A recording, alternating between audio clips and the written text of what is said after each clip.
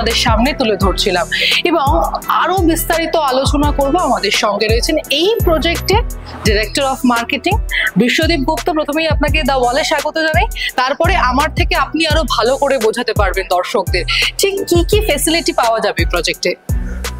এই প্রজেক্টে মোটামুটি সমস্ত এইচআইজি প্রজেক্টে যা যা ফ্যাসিলিটি থাকে সব ফ্যাসিলিটি আছে। আপনি এখানে দেখতে পাবেন একটা সুন্দর একটা আপনার ওয়াটার বডি রয়েছে।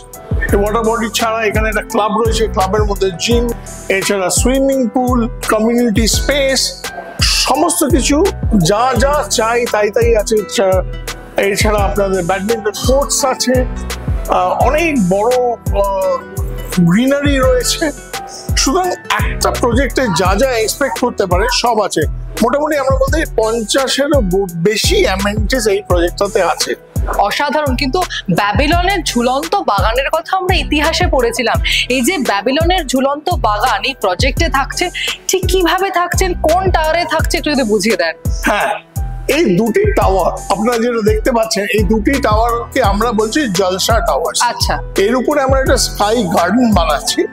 এই স্কাই গার্ডেনের উপর অনেকগুলো ফ্যাসিলিটিস আছে যেটা আপনারা ছবিতে দেখেছেন। সুতরাং এরকম একটা facility, almost 30 facilities on the top of the building. এত বড় একটা ওয়াকিং এরিয়া আর কোথাও পাওয়া যাবে না। পুরোটাই বাগান থাকবে, সবুজে মোড়া বাগান, তার মধ্যে অনেক কিছু থাকবে। আপনি ওখানে একটা ওপেন থিয়েটার থাকবে, জিম এবং যোগার একটা জায়গা থাকবে। ওখানে আমরা একটা স্ক্রিন করছি যেটা আপনার ওপেন এয়ার থিয়েটারের মধ্যে আপনারা খেলা দেখতে পারবেন, সিনেমা দেখতে পারবেন, সবকিছুই রয়েছে। এছাড়া যেটা রয়েছে, আমরা ছাদের উপর একটা এরিয়া যেখানে আপনারা পার্টিস করতে পারবেন। সমস্ত কিছুই এখানে রয়েছে। এছাড়া ওয়ার্ক ফ্রম হোম যেমন করে এবং ওয়ার্ক ফ্রম রুফও করতে পারবেন, সেই ফ্যাসিলিটিটা অসাধারণ। আচ্ছা, আমরা ব্যাবিলনের ঝুলন্ত বাগান নিয়ে যখন কথা বলছি, শুধুমাত্র এই বাগান নয় বা এই সুন্দর ওয়াকিং একটা স্পেস সেরকম নয়, এর পাশাপাশি গঙ্গা দেখা যাবে। বলা হয় যে কথায় বেনারসের পশ্চিম তীরে বাড়ি হলে নাকি সেটা শুভ হয়। অনেকে সেটা মেনেই হচ্ছে গঙ্গার পশ্চিম তীরে বাড়ি খুঁজছেন। তাহলে কি একেবারে এই প্রজেক্ট তাদের জন্য? হ্যাঁ, এটা আমরা ভেবে করিনি।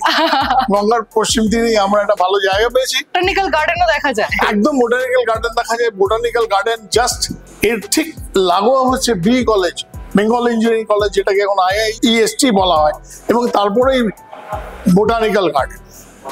আর সুতরাং একটা খুব বড় সবুজের আস্তরণ এই প্রজেক্টটা পাচ্ছে। তাছাড়া নদী তো আছেই। সুতরাং অ্যাজ আ রেসিডেন্ট যারা থাকবেন, কলকাতা শহরের থেকে সব থেকে কাছে এই প্রজেক্টটা, এবং কলকাতা শহরে থাকতে গেলে যে টাকায় থাকতে হয় তার অর্ধেক টাকায়। এবং কলকাতা শহরের নতুন যে সমস্যা, এটাতে যানজটের সমস্যা। আমি 15 মিনিট ধর্মতলা থেকে, 15 মিনিট ধর্মতলা, একদম 15 মিনিটের ধর্মতলা, 12 মিনিটে হাওড়া স্টেশন। আর কি চাই? এবং যদি বলেন তাহলে 12 মিনিটে আমরা মেট্রোটাও পেতে পারি, রবীন্দ্র সদনে 12 মিনিটে মেট্রো পেতে পারি, হাওড়া ময়দানে। সমস্ত সুবিধাই কিন্তু এই প্রজেক্টে রয়েছে। ইভেন আপনারা এয়ারপোর্ট পৌঁছে যেতে পারেন 40 থেকে 45 মিনিটের মধ্যে।